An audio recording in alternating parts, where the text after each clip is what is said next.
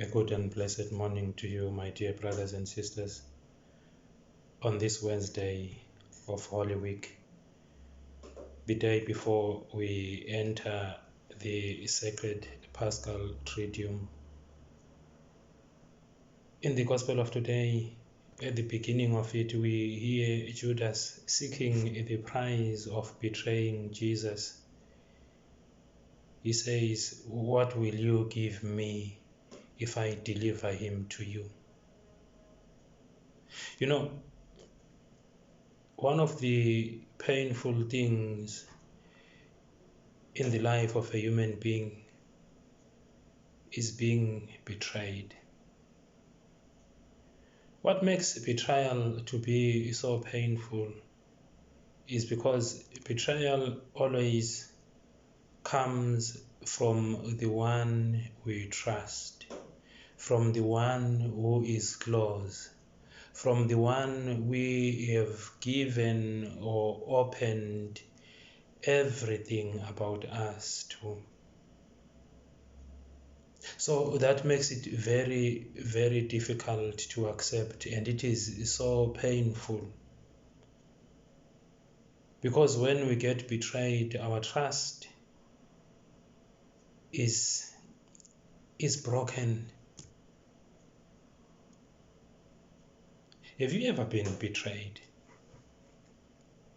A friend you trusted, a friend you shared everything with, a friend you told everything,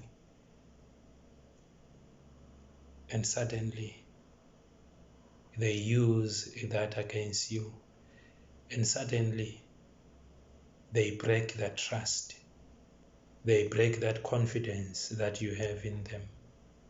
Or have you ever betrayed anyone?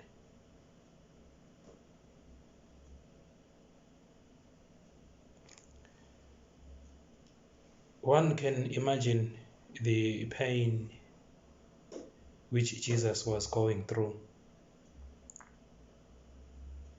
knowing that among his close friends, among those he has handpicked, among those he has shared everything with, stands one who will betray him, one who will deliver him to the powers of this world.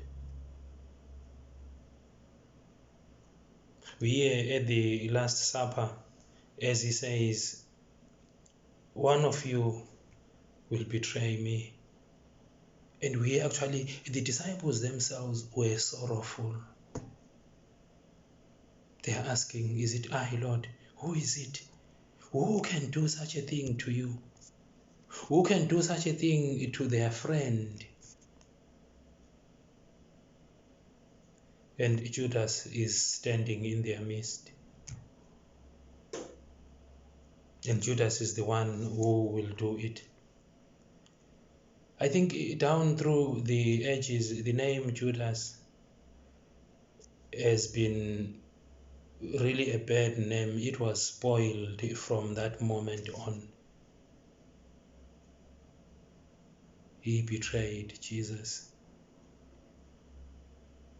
He is the one who delivered him. And at times when we think of him, we think maybe to ourselves, what a horrible, terrible friend he was. How could he do that? But remember, I asked the question, have you ever been betrayed? Have you ever betrayed anyone? You realize that in most cases, we have been on both sides, being betrayed, feeling the pain, and betraying, feeling the shame of doing that. Dear brothers and sisters, I think in each and every one of us lives a Judas who has a thick skull that it is very, very difficult for the good news to enter. In each and every one of us lives a Judas, in the sense that many a times when we have in one way or another betrayed Jesus in that which we do and in that which we say, when whatever I do or whatever I say is against the gospel, does not proclaim the good news, does not point to the fact that I am a friend of Jesus, does not point to the fact that I am one of the redeemed, then I stand as a betrayer. I stand as the one who time and again delivers Jesus into the hands of those who are ready to destroy him. And yet, the good news is that the Jesus who is a friend to us is a Jesus who forgives, a Jesus who gives another chance. I think if Judas did not take his life, he would have come to Jesus and said, Lord, I'm sorry. And Jesus was going to forgive him. Indeed, as he forgave Peter after denying him, indeed, as he forgives me and you every time when we betray him and go to confession and say, I'm sorry, I've done it again, and we are forgiven. Let us pray therefore, my dear brothers and sisters, that especially during this time of Holy Week, as we're about to enter the sacred Paschal Triduum, that the Judas in us may hear the gospel, that the Judas in us may be converted, that the Judas in us may truly become a disciple, may truly become a Christian, may truly become a friend of Jesus. Friends, don't betray each other.